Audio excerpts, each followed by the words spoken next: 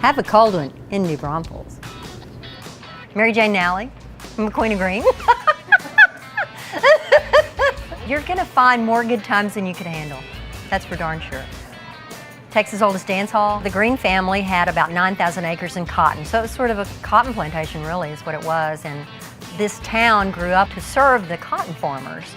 The Green Hall was their social center for the weekend. So the Green family came in about 1845. Ernst Green was the leader of the pack. In 1922, the cotton gin burned completely. The boll weevil came, you know, they had 9,000 acres in cotton, so that wasn't so good, right? In 1929, the stock market crashed, and so, you know, the town kind of folded up, really. Different things came and went in the buildings. Well, it is a long story. Do you want the long story?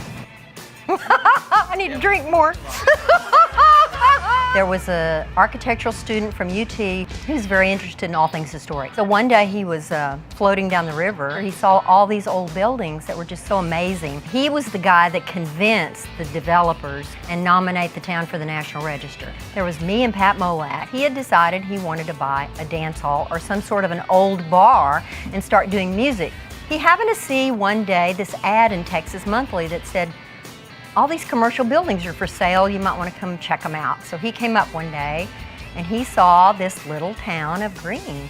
He bought the dance hall. In '77, the guy that actually got the town saved and put on the National Register ran out of money, so he decided he needed to sell the water tower. They noticed there was this huge crane attached to the top of the water tower. So if you look over there now, you can see the dent in the tower, and that's where the crane was attached. So they went downtown and got an injunction to stop, you know, tearing down the water tower because it's on the National Register, for heaven's sakes. It's a landmark, hello. The settlement was that Pat and Bill would buy the water tower.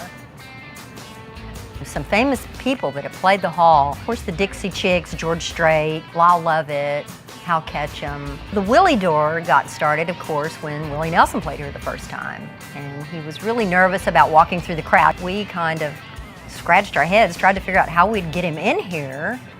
And so we decided we had to cut a hole in the chicken wire, which is what covers the windows. And we made a little stair for Willie to walk in. Well, he was the only one allowed to use the Willie door. We try not to make a big deal out of it, now that it's on film. We purchased the Cotton Gin building, which we turned into the Gristmill restaurant. You know, over the years, it's grown quite a bit, so now we seat 800 people. We opened Mosey's, which is in the old post office part of the Green Mercantile building. And then we opened the Cantina del Rio. Lots of great food, wonderful music, and plenty of characters, me included.